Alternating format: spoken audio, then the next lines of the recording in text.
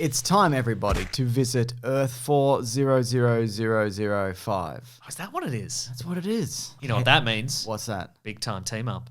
Put them in Spider-Man No Way Home? Yeah, sure, why not? I mean, some of the people in the show are alive.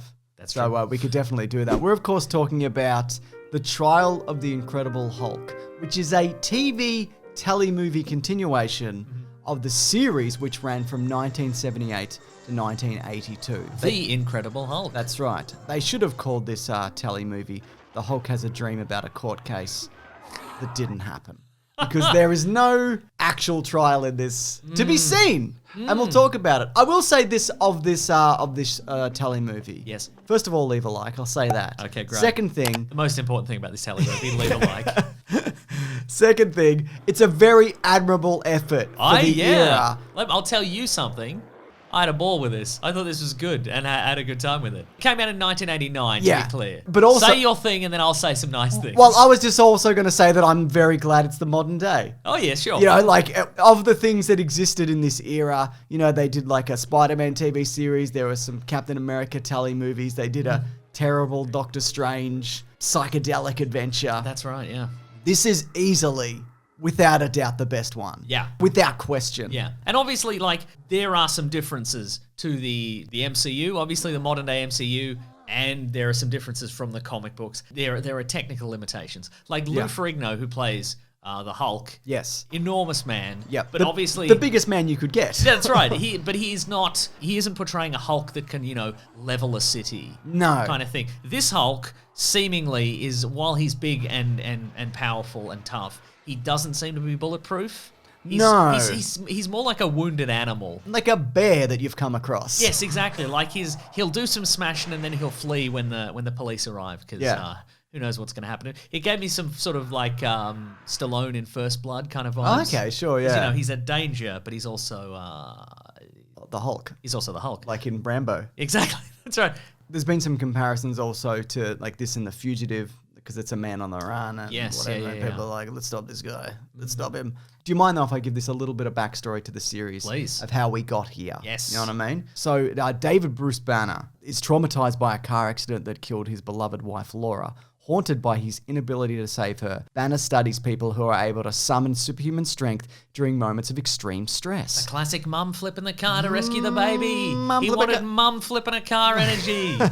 Obsessed with discovering why he couldn't flip a car like his mum. Under similar conditions, Banner hypothesizes that high levels of gamma radiation from sunspots contributed to subjects' increase in strength. So impatient to test this theory, Banner conducts an unsupervised experiment in the laboratory, bombarding himself with gamma radiation. Well, there's your first mistake. Get a supervisor. Exactly. And now you've turned into Lou Ferrigno. Though not originally, so in the pilot for this, which was filmed, Richard Kiel was the Hulk. Jaws. Yeah. From the James Bond movies. And I think everybody, including Richard Kiel, was like, I'm tall, but I'm not. Yeah, right. You know, just a tall. What if I turn into a tall man? Cool, I guess. Do you want to also talk about the name, because the name of this character is David Bruce Banner, unlike the comic books where his name is for some reason Robert Bruce Banner. Yeah, actually, it is Robert Bruce Banner. It's fascinating. There have been a number of reasons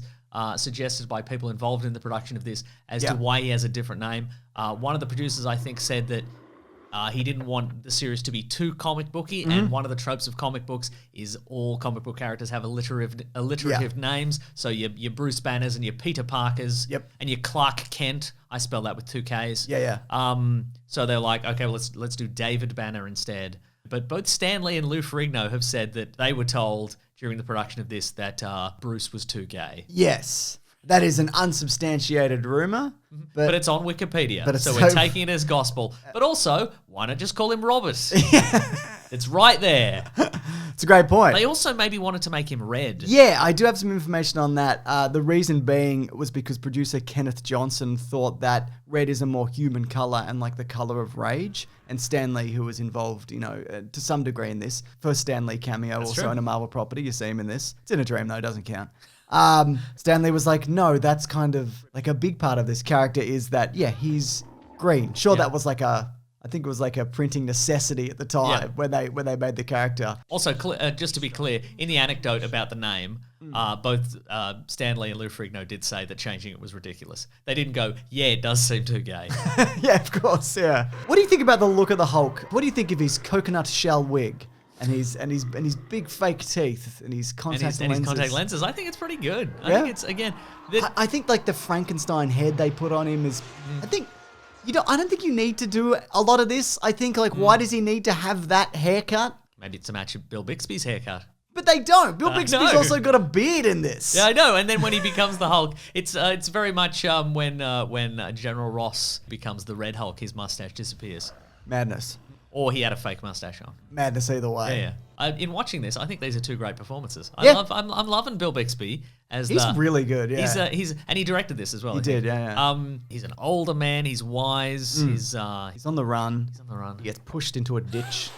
I did enjoy the trope of like he's trying to spend his entire life, avoiding rage-inducing incidents, but everybody he meets just wants to push him into a ditch.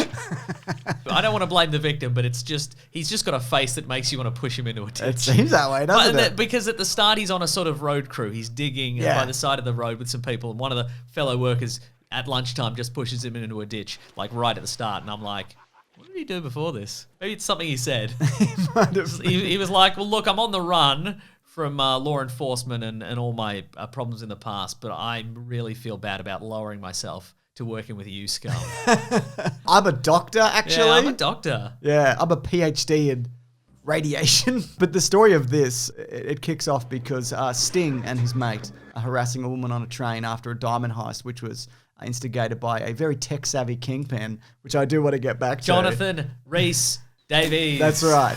So that's Gimli. That's Gimli, that's right. And the idea... And the guy from Sliders.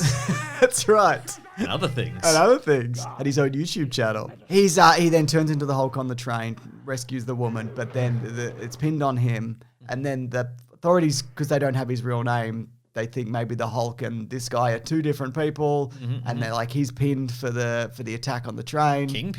Kingpin, thank you. There's all sorts of assassination attempts, like a spike in his prison cell. The guy was just going to put through the mattress. Just some nerd inmate. I don't even think that would work, really. Good question. I mean, modern day Hulk, you absolutely could not. I just meant on anybody. Oh, sure, right.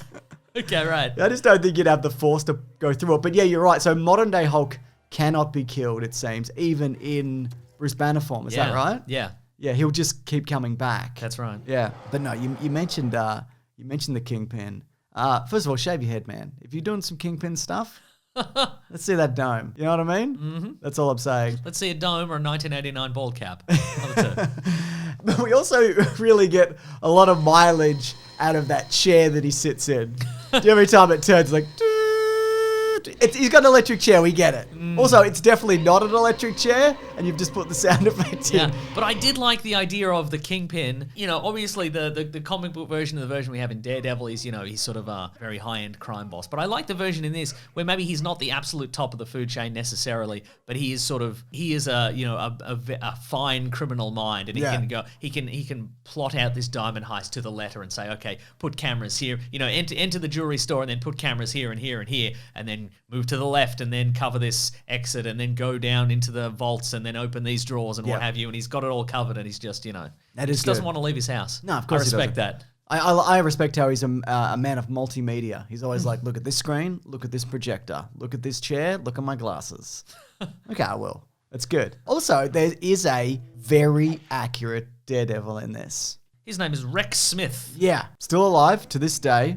Good for him. Good for him. An actor and pop star, I believe, or musician. Oh, really? Okay. And tell you what, speaking of, one of the reasons I enjoyed this, he, or at the very least his stuntman, is pulling off some moves I did not expect from 1989. Are you talking his gymnastics routine? He's doing some gymnastics routine. Some of his Daredevil abilities. I'm talking his gymnastic routine. I'm talking he's doing some flips and some kicks and some locks. Yeah. It's looking good. Well, I was like, this is going to be terrible.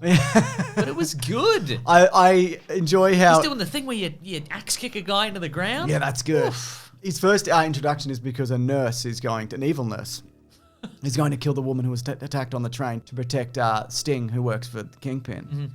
He looks like Stingpin. Stingpin, thank you. And all the woman sees when she wakes up is just a man in black attacking a nurse. Yes. And I think what the nurse could have done is just like, this man is attacking me.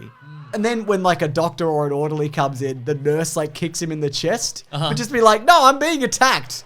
What are you doing? Also, Daredevil just killed that woman. Just trips her into a machine made of just sparks electricity. Incredible stuff. Also, another thing I didn't think they'd attempt, and look, to be fair, it's not very good. Is it the Daredevil radar? Yeah, sense? but they did it, you know? I just didn't think we were going to see it. Because I was thinking as I was watching this, how would they even attempt this in this era? You know, we've got the World of Fire in the new series. We've got the Echo version from the movie, which I think is the best version. I think it might be. We'll come back to it at some point. But yeah. We have done a commentary on it. Oh, we have too. Yeah. Extended so we only. never have to come back to it again. That's a good point. But I also love how he got inspired to become Daredevil, because the police chief is like, there's too many corrupt people. We need somebody who's going to dress up as, I don't know, like some kind of vigilante and just beat up some people. And he's like, oh, wait a minute. Like a Daredevil. Some real Daredevil. I think he even says those exact words. The police chief just gives a press conference where he says, I fully endorse vigilantism. So this was intended to be a backdoor pilot, right, for a Daredevil TV series that never got picked up. I very much enjoyed Rex Smith as Daredevil. He had a couple of sidekicks at his...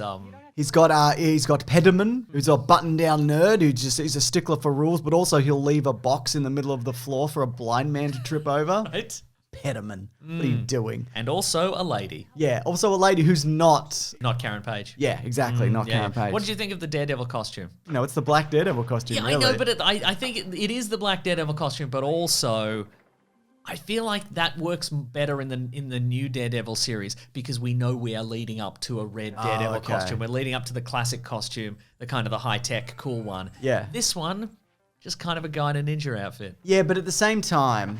It doesn't even look at little horns. It doesn't, you're right, but neither does the black one normally. I know. But I think if they had have attempted this actual costume, it would have been awful. This makes it less silly. Like, it's a very silly show, as all comic book shows are. And look, to be fair, this being a backdoor pilot, they probably would have got to it. A better costume, maybe. Yeah. I mean, when they had when they were producing a new pilot, that maybe there would have been a budget for something other than some black stockings. Exactly. And another set of black stockings on his head. I liked them teaming up. I thought that was fun. Yeah, good stuff. Not so much Hulk and Daredevil teaming up, but more Banner and Daredevil teaming up. Because it was more like the back half of this is just kind of Bruce Banner going, sorry, David Banner. I think you mean Robert David Bruce Banner. I do mean that. Robert David Bruce Eric Banner. Thank you. The back end of this was very much more like Banner just going, okay, well, this is your show now. Yeah. Let's see what you can do. I'll just stand back and cheer you along. Yeah, exactly. I love the little interaction where they had, where he goes, oh, I'm blind. I got blinded by radiation. He's like, I know, I'm a doctor. And he's like, doctors looked at my eyes before. And he goes, no, I'm a doctor who specializes in radiation. And he looks at his eyes and he goes, can my eyesight be restored? And he's like, nah. Nah, mate. Nah. These are cooked, mate. Yeah, these are. I thought that was couple of bloody California raisins in there. I tell you what. Oof. Here's something also I like. Go on. The Kingpin traps Daredevil, and it seems like the way he does it, where he just starts throwing a bunch of stuff at him, like he didn't know he was blind. But it was just like, oh, we'll try some bright lights. Okay, now we'll do some sound. Oh yeah, this is it. Now let's beat him up. You know? Sure. I thought that was interesting. Like he doesn't know, but he's a smart guy. In an 1989, man, you work with what you have. That's true. And speaking of working with what you have, Wilson Fisk gets away at the end. Oh, and a little flying jet boat car thing. It looks like a bath toy. Yeah. Yep. It's so weird. It's such a weird design. But like not even a helicopter. I guess it would have been cheaper than a helicopter. A green screen in that little bath thing, cheaper than a helicopter. But they built it. I know.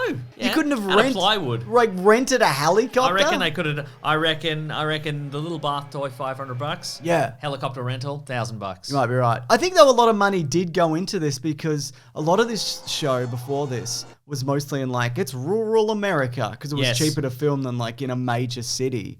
But it seems like they actually put a bit of money in this. And I liked at the end how they parted not as friends, Mason. They parted as brothers who'd been horribly affected by radiation. I think that's cool. Absolutely. One of whom was self-inflicted. Yes, that's right. Not to point any fingers. Yeah. And I mean, who knows where that waste radiation came from.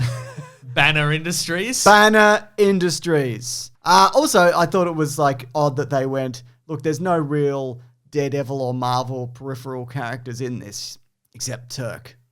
Turk Barrett's in this for some reason. Interesting choice. Now, as mentioned, this was supposed to be a backdoor pilot into a Daredevil series that wasn't picked up. Was the appearance of Thor in a previous one? Was that yes, also Thor's supposed to be a been backdoor? in it. But was that also meant to be a backdoor pilot? I think you might be right, yeah. There was also going to be a crossover at one point with the 1977 Spider-Man TV series. Oh, do you think Manimal might have been involved at some point? You chuck in a Manimal. You know what I mean? Also, there was an idea because David Bruce Eric Banner in this has a sister who was going to end up becoming She-Hulk. Okay. Who would have they got as She-Hulk at the time? Great question. Isn't it though? Lou Ferrigno.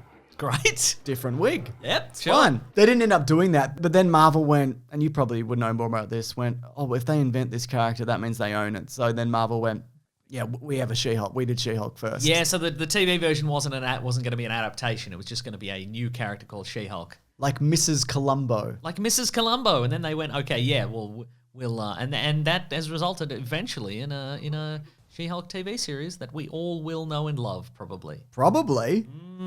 There was a sequel to this. Yeah, there was a... The Death of the Incredible Hulk. Yeah. In which he does die. Spoiler alert for this thing that happened in 1990. Yep. And then there was going to be I think... a sequel to that called The Revenge of the Incredible Hulk. I believe there were two rumored storylines. One was going to be potentially Bruce Banner's mind in the Hulk's body. Okay. They were going to do the melding of the two. Mush them together. Which, of course, we've seen in Avengers Endgame. Of course, we've seen in the comic books as the Professor Hulk, stuff like that. That particular rumor might have been like a fan-built, like a modern-day fan-built rumor. Okay, sure. Because that ties everything together, doesn't it? But I think there was also going to be the plot for the next one was going to be that Bruce Banner comes back to life, but he can't turn into the Hulk anymore. And he's recruited by the government to build, like, Hulk-like soldiers. Okay. For evil purposes. And then he has to go through the gamma radiation again and become the Hulk again and beat everybody up. Yeah, but again, who were they going to get for that? Lou Ferrigno again, I guess. Probably, I'd imagine so, yeah. Different wigs. Different wigs. Well, I'd imagine also a big reason why a lot of that didn't happen was because Bill Bixby passed away in 1993. That's true. I think maybe it might have been done by then already, but that obviously closed the door. Yes. And he was such an integral part of this series that obviously you can't really continue it after him, him true. passing. But he lives on in usually animated comedies where somebody has to walk away sadly and they play the sad Hulk music, Walk Away. Genuinely though, he's really good. I agree. Yeah. Anyway, a couple of bits of trivia here in our famous segment called I've Just Got 2 Bits this week of trivia. And I say great.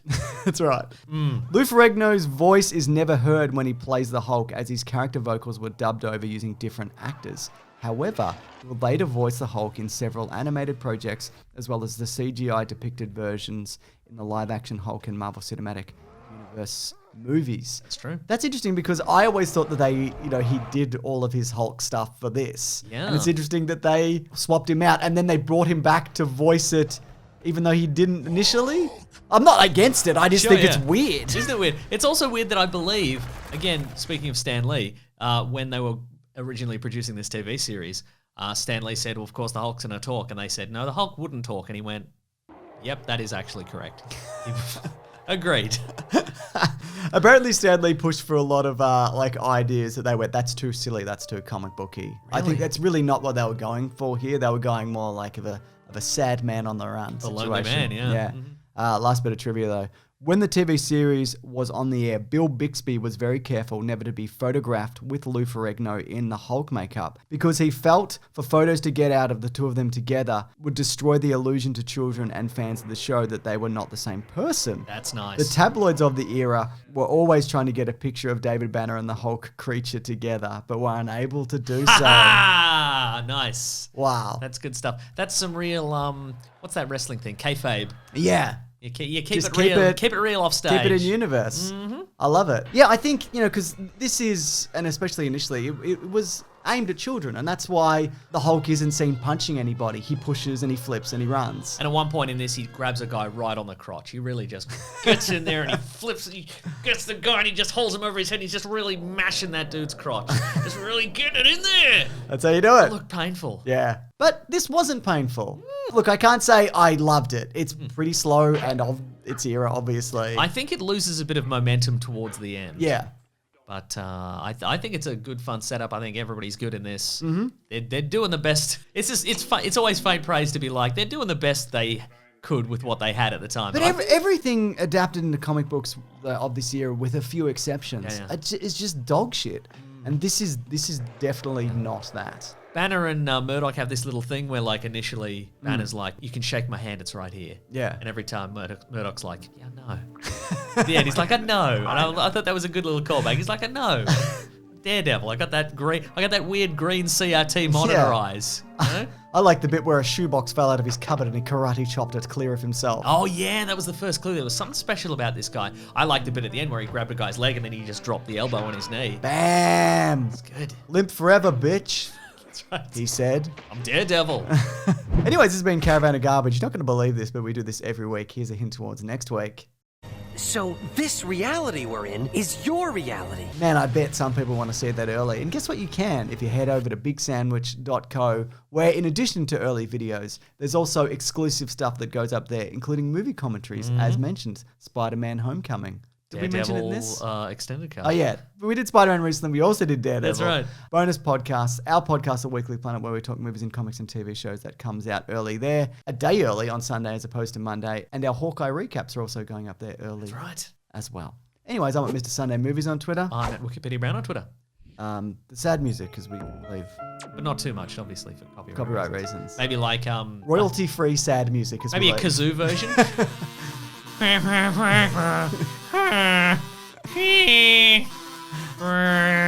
Grab that, Jamie, guys. We'll see you next week.